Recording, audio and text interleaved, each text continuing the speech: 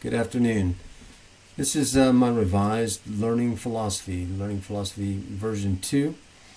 As an adult, I have found that learning most often is motivated by a need to learn something. The information that needs to be learned is often work-related, but can also be information of personal interest. Learning obviously can occur in many ways, but for me, I seem to learn best with a healthy dose of reading and practical application. A mixture of experiential learning and practicing within communities of practice seems to be learning theories and philosophies that I most subscribe to. Student and teacher responsibilities with learning in any learning environment is the responsibility of the learner to have a positive attitude and to be motivated to learn as much as possible from the teacher and their peers. The teacher should do what they can to set the optimum conditions for their students to succeed.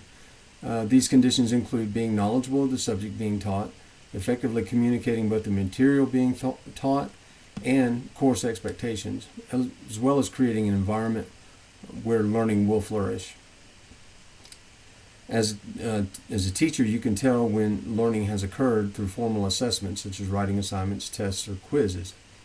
A teacher can also get a sense of learning progress through asking questions in a classroom environment.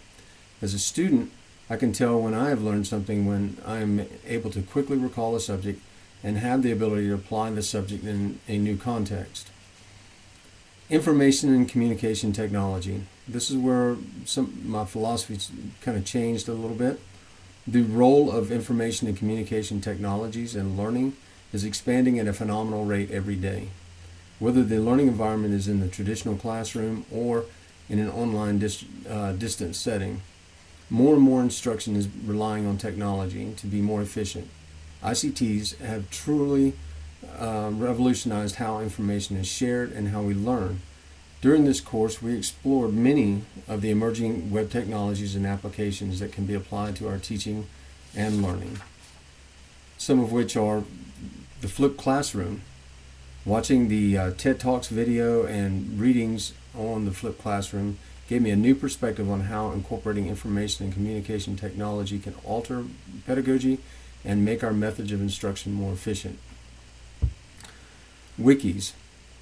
In the readings on the use of Wikipedia and the wiki applications drastically altered my opinion of wiki applications. Since Wiki's inception, all of my instructions and all my past learning experiences, the instructors have warned us students to stay away from using wikis as a credible source for research, even kind of not prohibiting, but cautioning against us even doing cursory research.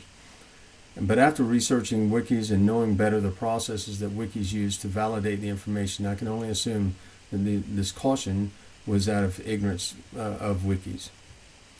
Social media.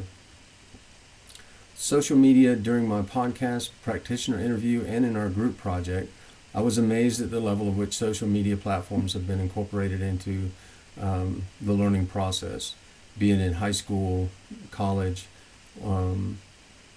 Twitter has been incorporated into instruction as a collaborative learning tool in higher education and in some high schools.